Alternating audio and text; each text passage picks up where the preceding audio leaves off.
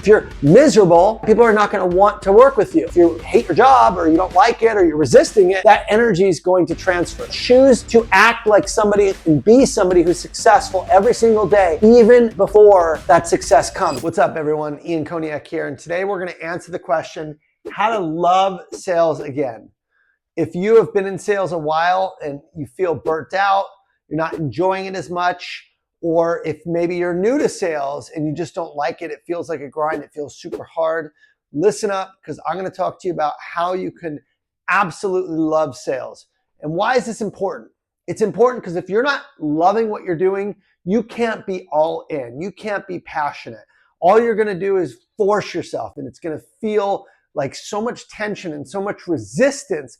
Whereas if you're all in, you ain't thinking about whether you love or don't like something. You're just doing it. You're going. You're not questioning and sitting in your head.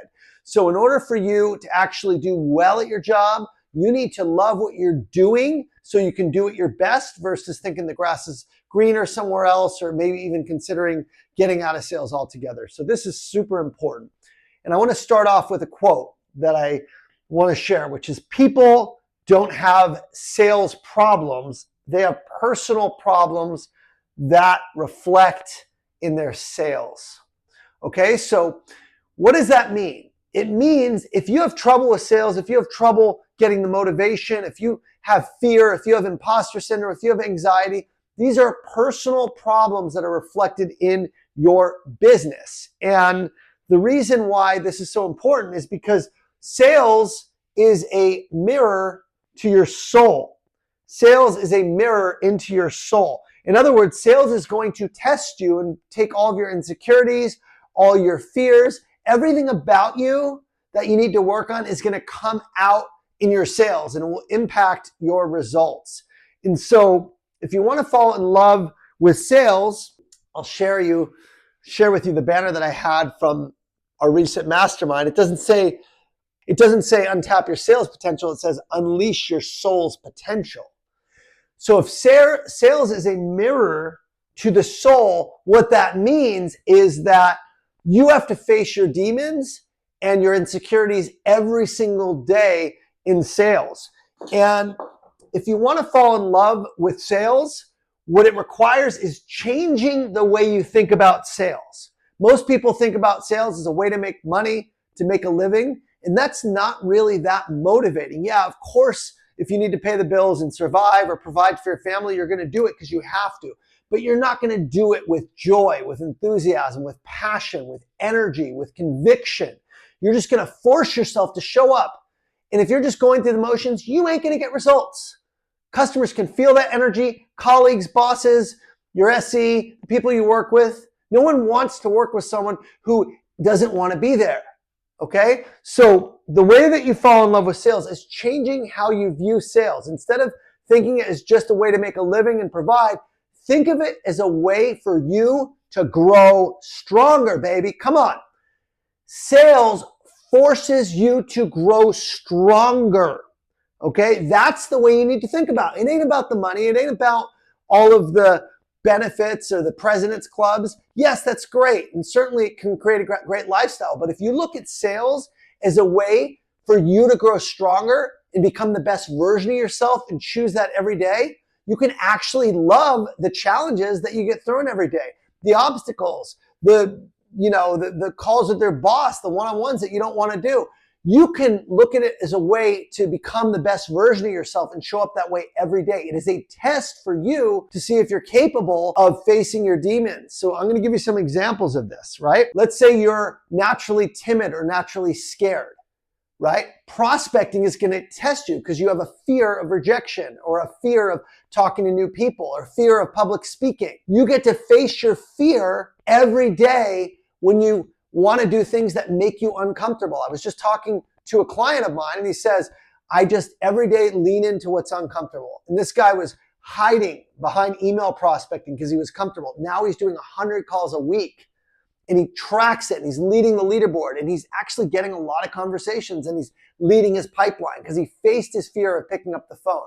So that's one example.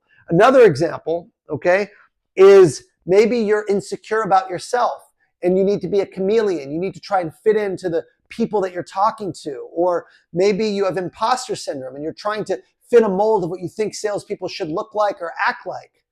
Now is an opportunity to be your authentic, unapologetic self and not give a damn what other people think of you, right? So to show up as you, unapologetically you, actually that's what attracts people. That's what, they don't want the polished suit and the look of everyone with the boat shoes and the suit with the jacket with no tie and the uniform. You look like everyone else. How about showing up a little bit different? How about wearing a beard? How about being yourself? The most successful sellers I know are the most authentic, right? They're the most authentic ones where, they're just them and they're focused on helping their clients rather than worrying about what people think of them.